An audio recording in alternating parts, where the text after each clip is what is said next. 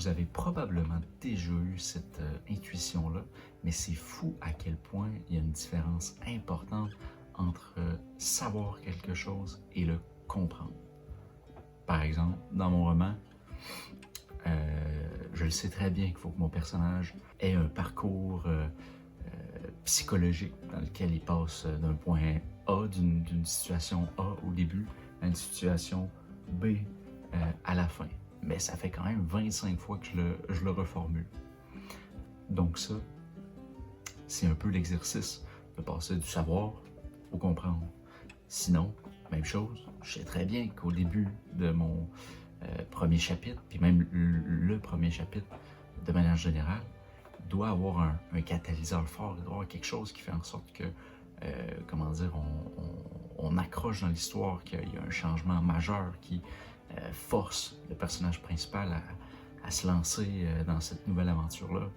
Mais après l'avoir écrit la première fois, ben, c'était un long fleuve tranquille, même si je savais que c'était pas ça que je voulais faire.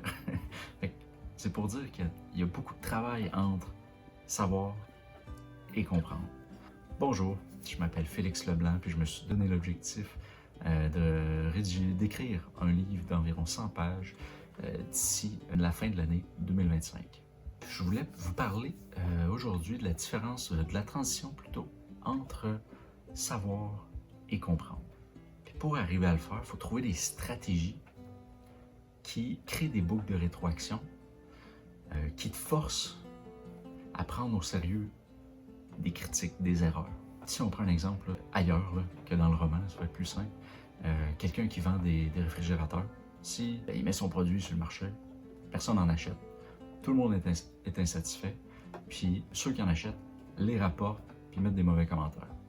Bon, ben ça, normalement, c'est des boucles de rétroaction crédibles qui, si le vendeur puis l'inventeur a un minimum d'humilité, ben, va prendre en considération pour faire les ajustements, puis en profiter pour finir par créer, peut-être un jour, le meilleur réfrigérateur au monde. Mais l'enjeu avec le roman, c'est que tu ne peux pas vraiment aller capturer un échantillon représentatif des individus que tu cibles quand tu écris, de leur faire lire un échantillon de ton roman, de les faire commenter, de leur dire « Ok, c'est beau, vous pouvez vous en aller », puis de faire les ajustements en conséquence, puis après ça, bon ben, je suis en business, je le sais que normalement, mon livre devrait performer parce que mon échantillon de personnes me dit que si je règle ça, ça devrait être bon. Dans ce temps-là, il faut trouver une forme de proxy, il faut que tu simules un peu cet exercice-là avec des approximations. Puis j'ai trouvé 4 éléments, mais qu'on pourrait hiérarchiser dans leur capacité à faire mal à ton ego. C'est important d'avoir un peu mal à l'ego, parce que c'est un peu ça qui prouve que la boucle de rétroaction fait effet. Fait que le premier, qui a à peu près aucun effet sur l'ego, mais qui reste quand même super important, c'est tout simplement de t'informer sur les éléments essentiels d'un roman, de créer une espèce de roman théorique, là, de bon, ben, un bon roman devrait avoir les éléments A, B, C, D, E. Puis pour ça, bon, YouTube, il y a plein de personnes ultra qualifiées qui donnent plein de conseils là-dessus. Il y a des livres. Bon. Mais là, une fois que tu as cette information-là, bon, ben, tu prends tes 2 chapitres, tu compares les deux.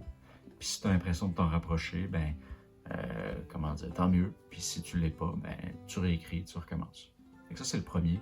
Encore une fois, l'ego est safe, mais c'est un premier pas qui est quand même essentiel.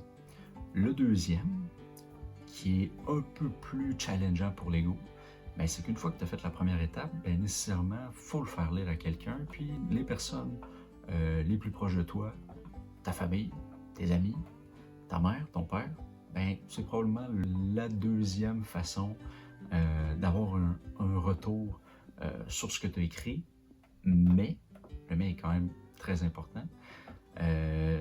Ça risque d'être plus du ressenti, ça risque d'être peut-être plus difficile à interpréter parce que ces gens-là, à moins d'être chanceux, c'est pas nécessairement les personnes que tu cibles quand tu écris ton roman. Mais c'est déjà un premier pas pour challenger un petit peu tes a priori, puis voir des choses que tu n'aurais pas pu voir par toi-même.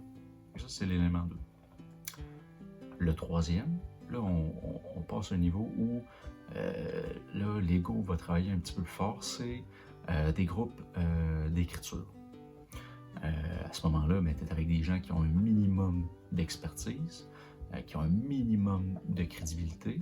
C'est pour ça que tu participes à ça. Puis, normalement, ils ne devraient pas se gêner pour dire qu'est-ce qui fonctionne pas, selon eux. Mais encore une fois, c'est pas non plus un échantillon représentatif des personnes qui vont te lire, et ce ne sont pas non plus des spécialistes en la matière. C'est là qu'arrive le cinquième, qui, normalement, là, l'ego, c'est là qu'il va travailler le plus fort, mais c'est de payer quelqu'un, un spécialiste qui a 25 ans d'expérience derrière la cravate dans l'édition ou l'écriture de romans, puis à qui tu demandes littéralement de détruire ton ego, mais de manière argumentée, dans le meilleur des cas. Donc, c'est les 4 éléments qui, à mon avis, peuvent me permettre de passer de « je sais quelque chose » à « je le comprends ». Puis une des réalisations qui découle de ça, c'est que lorsqu'on veut écrire un livre, justement, on veut écrire un livre, mais une fois qu'on commence à l'écrire, on se rend vite compte que la différence entre savoir qu'on veut écrire un livre et le comprendre, c'est que finalement, on n'écrit pas vraiment un livre, on réécrit un livre constamment. Donc, à mon avis, il faut passer de avoir hâte d'écrire un livre à avoir hâte à réécrire le même livre plusieurs fois jusqu'à temps qu'on soit satisfait. Donc, intégrer rapidement ces boucles de rétroaction-là, c'est probablement super important. En tout cas, à mon avis, c'est ce que je veux essayer de faire, parce que c'est ça qui va guider ma réécriture, puis qui va éviter que je prenne trop des mauvais plis, que je me mente à moi-même sur ma capacité d'écrire un bon roman. Puis, à bien y penser, il y a peut-être une cinquième-ish possibilité, mais c'est que finalement, l'IA peut peut-être être programmé de sorte à simuler les quatre stratégies, mais je ne l'ai pas encore essayé, je vais le faire, puis on pourra s'en reparler dans une autre vidéo, mais j'ai quand même un doute que même si je lui fais simuler le mieux possible, que ça vienne me confronter autant qu'une personne crédible qui vient me pousser dans mes derniers retranchements. À suivre.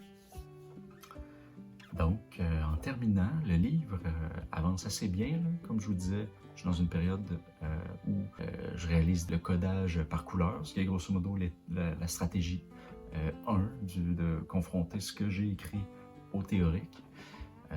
Puis je devrais finir ça ce mois-ci.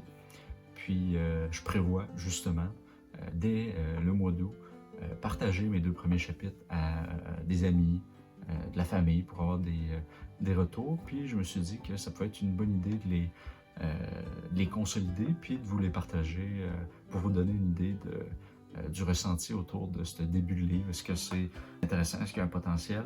Est-ce que c'est n'importe quoi puis ça suit pas puis c'est plate?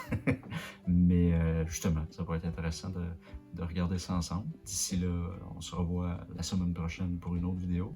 Faut que je tienne une vidéo par semaine. C'est pas toujours facile parce que des fois, comment dire, il peut y avoir des enjeux avec la caméra. Mais sinon, on va y arriver. Donc voilà. Ciao.